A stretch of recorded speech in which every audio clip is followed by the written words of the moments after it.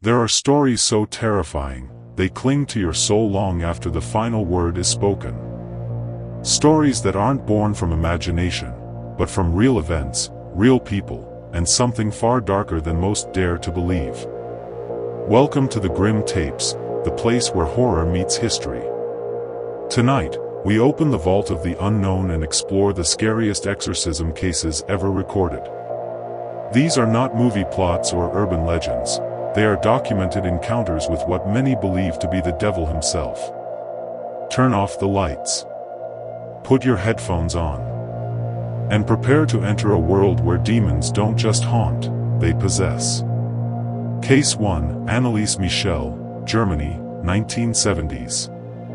Anneliese Michel was a 16-year-old girl when strange symptoms began: seizures, visions of demonic faces, hearing voices. Doctors diagnosed her with epilepsy.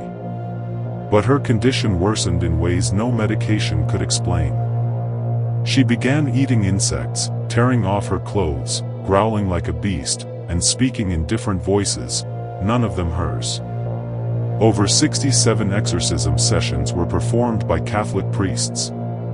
The audio from those sessions still exists, and it's beyond chilling. She died in 1976 from malnutrition. Her parents and the priests were taken to court.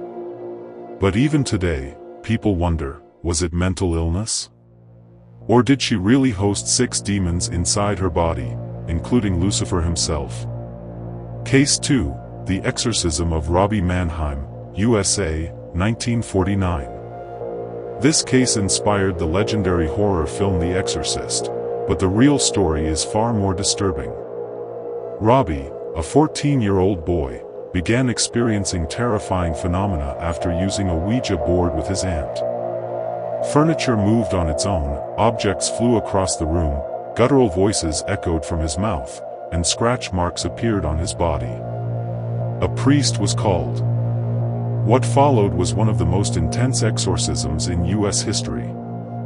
Witnesses reported supernatural strength, aversion to holy water, and the word hell appearing carved into his skin. The ordeal lasted for weeks. When it ended, Robbie claimed to remember none of it. Case 3, Clara Germana Seal, South Africa, 1906. Clara was a 16-year-old orphan in a missionary school. She reportedly made a pact with the devil, though no one knows how. She began speaking languages she had never learned, including Latin, Polish, and German. She developed knowledge of personal sins committed by people around her, even secrets no one had ever told her. Witnesses say she levitated 5 feet above the ground during her exorcism. Her screams were described as not human, and neither were her eyes. After a violent and exhausting exorcism, Clara collapsed, and woke up with no memory of what had happened. Case 4, LaToya Ammons and the Demon House, Indiana, 2011. In modern-day America, LaToya Ammons and her 3 children began experiencing unexplainable events in their home. The kids would levitate, growl, and speak in unnatural voices. One boy was seen walking backwards up a hospital wall in front of doctors. Child services, police, and even the state investigated the home. Everyone left shaken. A Catholic priest performed multiple exorcisms on both the house and the family. Paranormal investigator Zach Bagans later bought the house, experienced terrifying phenomena, and eventually demolished it. But the question remains, can a house truly be possessed? Case 5, Michael Taylor, England, 1974. Michael Taylor lived a quiet life until he claimed an evil presence was controlling him. He underwent a violent exorcism that lasted nearly 24 hours. The priest said 40 demons were cast out.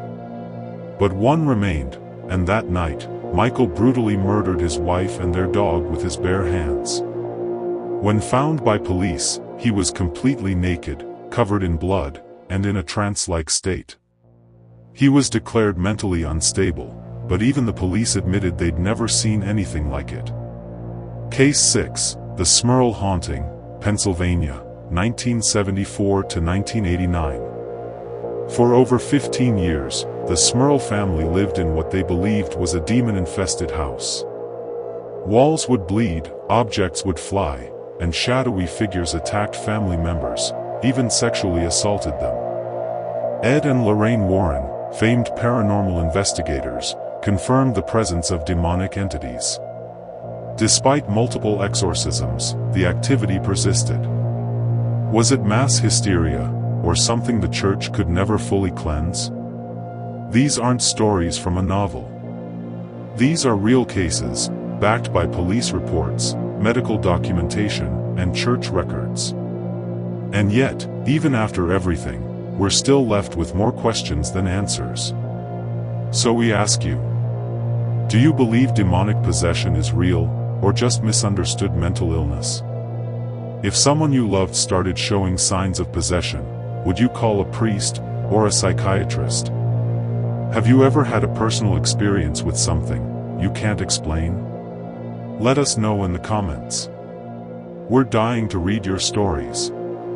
If this video made your skin crawl, imagine living through it. These people did. For more real horror, strange history, and deep dives into the darkest corners of the world, subscribe to the Grim Tapes. Like the video, leave a comment, and share it with someone who thinks they don't believe in demons.